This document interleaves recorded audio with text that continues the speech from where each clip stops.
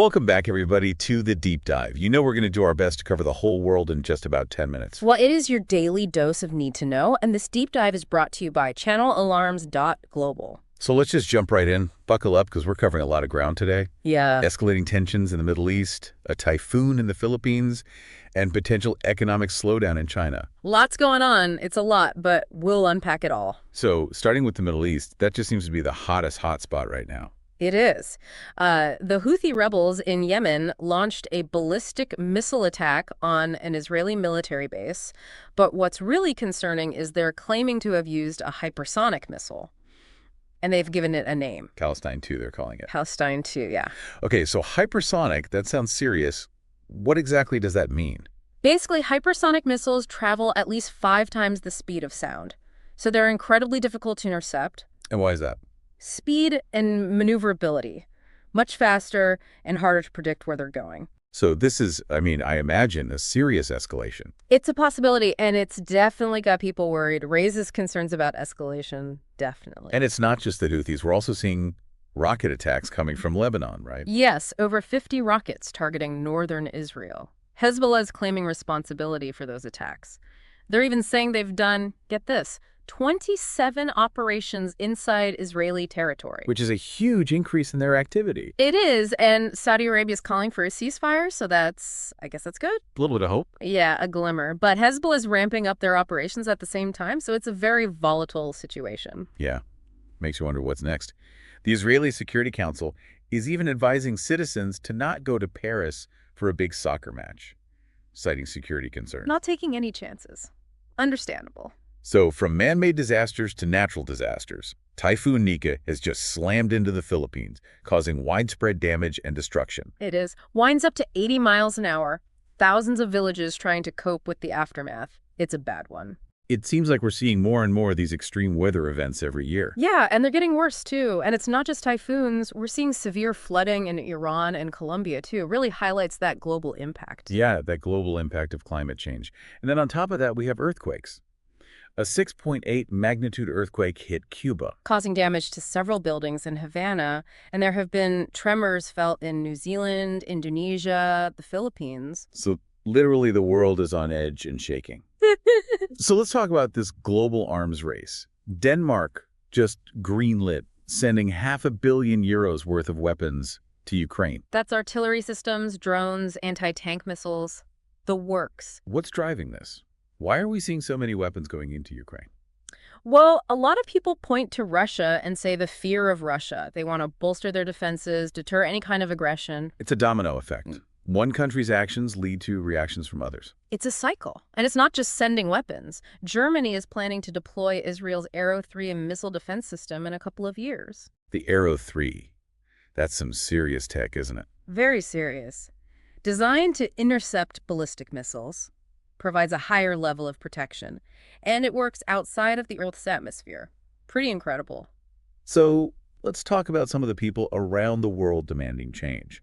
We have workers in Nigeria planning an indefinite strike over minimum wage, and we have protests that erupted in Georgia following disputed election results. Yeah, people speaking out, standing up for what they believe in, even when it's hard. It's inspiring to see people making their voices heard, though. It is. But of course, not every change is positive. I mean, look at Switzerland. They just voted to ban face coverings in public. Including burqas and hijabs. And obviously, it's causing a lot of controversy. Yeah, a lot of people saying this is infringing on religious freedom, unfairly targeting minority groups. It's a complex issue. How do we balance these competing interests? Individual liberty versus, societal values? How do we navigate those? It's tricky. There's no easy answers there. So let's talk a little bit about some of the economic news. Seems like we might have some good news. Rio Tinto, the mining giant, has announced that its massive copper mine in Mongolia has reached full production. Finally, a $15 billion investment, that thing. Expected to have a big impact on the global copper market. Why copper? What's the big deal about copper? It's used in everything. Construction, electronics, renewable energy. This increased supply could potentially help stabilize prices. So, could be good news for the global economy, which, frankly, is facing a lot of uncertainty right now. Because, on the other hand, Asian markets are feeling, Jittery because China's recent economic support measures haven't really met expectations. No, not really. And there are some concerns about deflation in China, which could have ripple effects across the whole global economy. So it's a bit of a mixed bag economically. Yeah. And we also can't forget about Mother Nature because she's got a way of reminding us that she's still in charge, right? She does. Storm Rafael disrupted energy production in the Gulf of Mexico. Forced a shutdown of 25% of oil production, 16% of natural gas output, a big chunk. Wow, that is a big chunk. So speaking of disruptions, we have global security threats rising, and it seems like drones are taking center stage. Yeah, we're seeing an increase in drone use in warfare, and that's raising a lot of questions. Ukraine allegedly launched drone attacks on Moscow, which caused the temporary closure of two major airports. So drones are changing the landscape of conflict. They really are. What are the implications? What do we do with this? Yeah, a lot of people are asking that question right now. The ethics of using drones, how to regulate their use, the whole thing. Big conversation happening right now.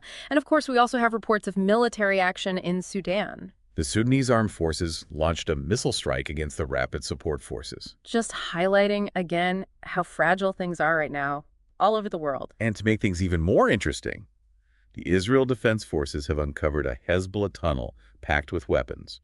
Southern Lebanon. Yeah, it's a big tunnel. Lots of stuff down there. Underscores the threat, I mean, obviously. Hezbollah's still there, and they're well-equipped. And the potential for conflict's still there. So with all this happening, I mean, it feels like we're on the edge of something big.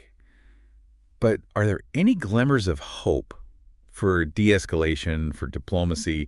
Is anybody talking about peace? Well, German Chancellor Olaf Scholz has announced that he plans to speak with Russian President Vladimir Putin about, I don't know, maybe some kind of peace talks. It's a start.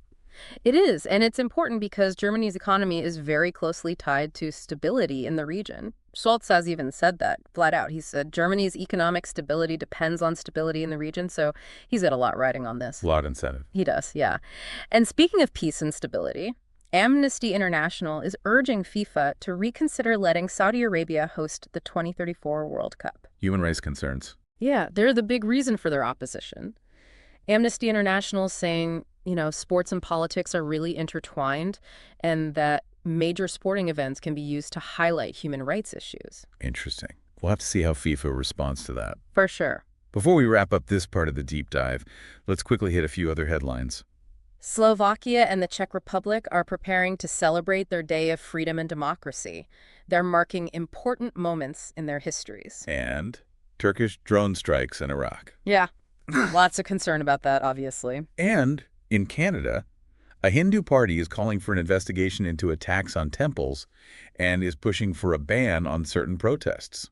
It's a lot. It is. It really is a lot. Kind of makes your head spin a little bit. But what's interesting, I think, is how everything we just talked about kind of connects. That's what really strikes me about doing these deep dives. You see how one thing impacts something completely different on the other side of the world. Totally. Like the typhoon in the Philippines. Obviously a horrible natural disaster, but it's also going to have a ripple effect on the global economy. I mean, think about it. The Philippines is a huge producer of agricultural products. Right.